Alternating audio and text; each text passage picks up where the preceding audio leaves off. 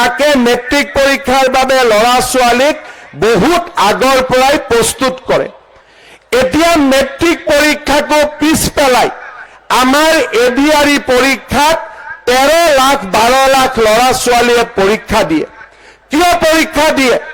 কাৰণ আজি দুখীয়া দৰিদ্ৰ মানুহে গম পোৱা হ'ল যে এই চৰকাৰখনে চাকৰিৰ নামত টকা পইচা নাখায়, হিন্দু মুছলমান নকৰে, মাত্ৰ দৰিদ্ৰ আৰু দুখীয়া পৰিয়ালৰ মেধাৱী ল'ৰা ছোৱালীক এই চৰকাৰখনে চাকৰি দিবৰ বাবে চেষ্টা কৰে। আজি পুলিচৰ চাকৰি ৰাতিপুৱাই ল'ৰা ছোৱালীবিলাকে দৌৰা আৰম্ভ কৰে।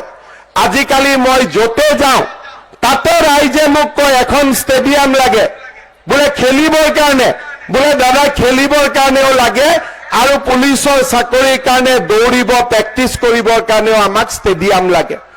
আজি অসমত চৰকাৰী চাকৰি কোটি কোটি টকাৰ ঘোষ দি নাপায়।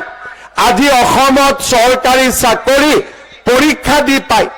অসমৰ মুখ্যমন্ত্ৰী হিচাপে মোক বহুতে বহুত কথা ক'ব পাৰে, কিন্তু চৰকাৰী চাকৰি দিয়াৰ ক্ষেত্ৰত আজি দৰিদ্ৰ দুখীয়া পৰিয়ালে যিমান সহায় পাইছে আমাৰ আগত অসমত কেতিয়াও কোনেও এই ধৰণে সহায় কৰিব পৰা নাছিল।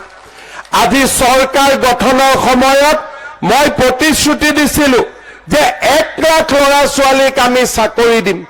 এতিয়ালৈকে 1.5 লাখ ল'ৰা ছোৱালীক চাকৰি দিলোঁ আৰু অহা কেইটামান দিনত আমি চেষ্টা কৰিম যাতে আৰু 50,000 ল'ৰা ছোৱালীৰ কাৰণে আমি চৰকাৰী চাকৰি দিব পাৰোঁ। পুলিচৰ আৰু চাকৰি ওলাব, শিক্ষকৰ আৰু চাকৰি ওলাব, তৃতীয় আৰু চতুৰ্থ বৰ্গৰ আৰু চাকৰি ওলাব, যাতে দুখীয়া দৰিদ্ৰ মানুহে কৰ্মসংস্থাপন পাব পাৰে। আজি আপোনালোকে দেখা পাইছে যে চৰকাৰী চাকৰি দিয়াৰ পিছতো আমি নতুনকৈ আঁচনি আৰম্ভ কৰিছোঁ মুখ্যমন্ত্ৰীৰ আত্মনিৰ্ভৰ অসম।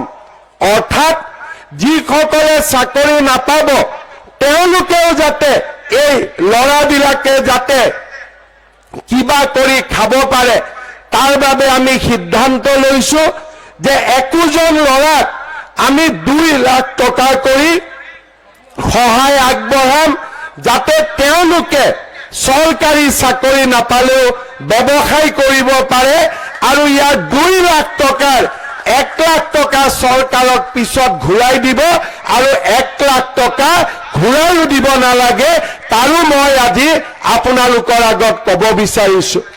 আজি আমাৰ অসমত আমি সিদ্ধান্ত লৈছোঁ চৰকাৰী চাকৰি 1.5-2 লাখ দিয়াৰ পিছত 2 লাখ ল'ৰা ছোৱালীক আমি এই 2 লাখ টকাৰ আমি লোন আৰু সাবসিডি দিম, তাৰো আজি আমি সিদ্ধান্ত গ্ৰহণ কৰিছোঁ। শ্ৰদ্ধাৰ ৰাইজ, আগত কোনো চৰকাৰৰ দিনত এনেকৈ দুখীয়া দৰিদ্ৰ মানুহ